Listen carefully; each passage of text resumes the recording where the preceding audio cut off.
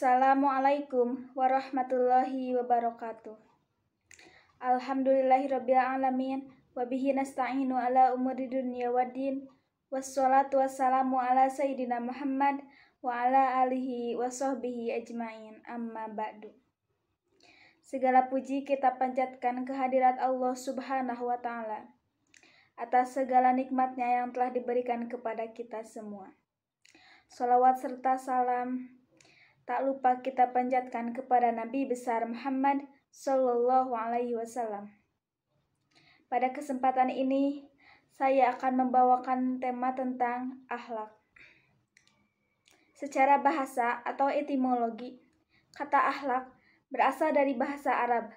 Akhlak adalah bentuk jamak, sedangkan mufradnya adalah kholaq, yang diartikan budi pekerti. Al-khuluq sifatnya diciptakan oleh pelakunya sendiri dan bisa bernilai baik dan buruk tergantung pada sifat perbuatannya itu. Kata khuluq bentuk mufrad dari akhlak. Ini berasal dari fi'il madi khalaqa yang dapat mempunyai macam-macam arti tergantung pada masdar yang digunakan. Ada beberapa kata Arab yang seakar dengan kata al-khuluq ini dengan perbedaan makna. Perbedaan akhlak, etika, dan moral. Dari seginya dibagi menjadi dua bagian, yaitu yang pertama berdasarkan tolak ukur, dan yang kedua berdasarkan sifat. Berdasarkan tolak ukur, yaitu akhlak tolak ukurnya Al-Quran dan As-Sunnah. Etika tolak ukurnya pikiran atau akal. Moral tolak ukurnya norma hidup yang ada di masyarakat berupa adat atau aturan tertentu.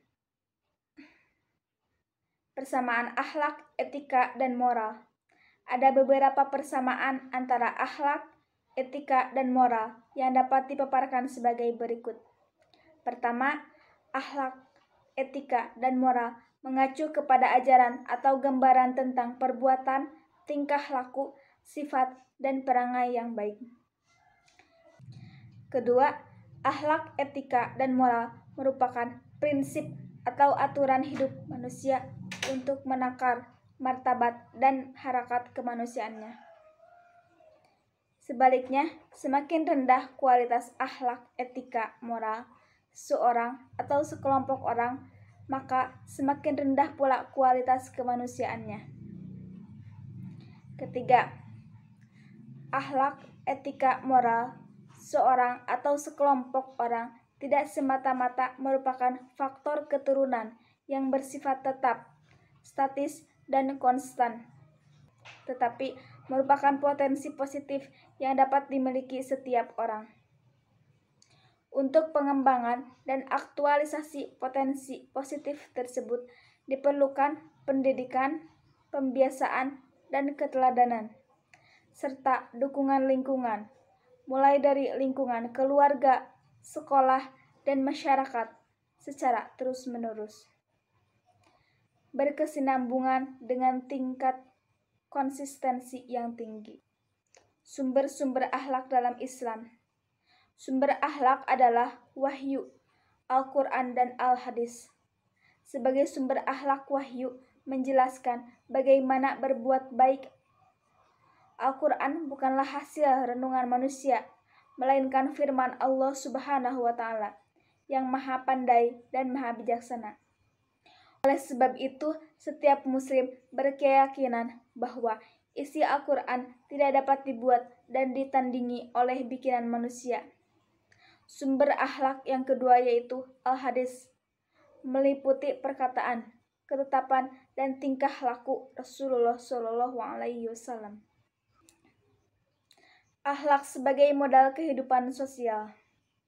Sesuatu perbuatan dipandang baik oleh masyarakat umum atau dipandang buruk, di mana setiap orang dapat menilai sesuatu perbuatan itu perbuatan baik dan sesuatu perbuatan lainnya itu buruk.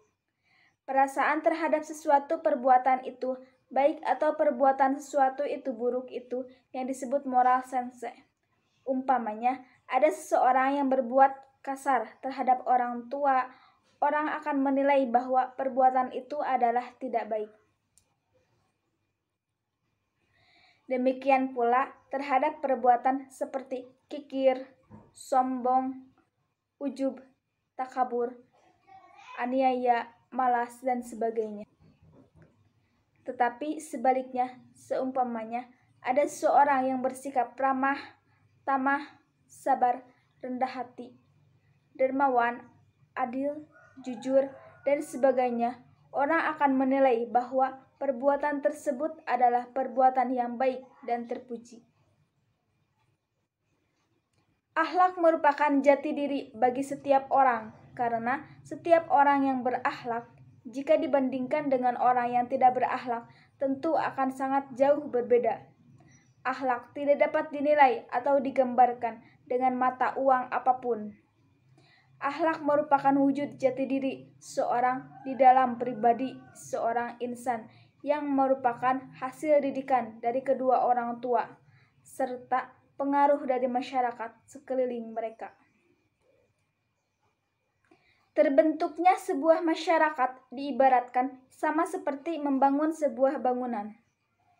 Kalau dalam pembinaan bangunan, asasnya disiapkan terlebih dahulu, begitu juga dengan membentuk masyarakat. Mesti dimulai dengan pembinaan asasnya terlebih dahulu. Jika asas yang dibina sangat kokoh, tegaklah masyarakat tersebut. Jika lemah, maka runtuhlah apa yang telah dibina di atasnya. Akhlak memang sangat penting karena merupakan asas yang telah dilakukan oleh baginda Rasulullah SAW. Ketika memulai pembentukan masyarakat Islami, sungguh akhlak itu sangat penting.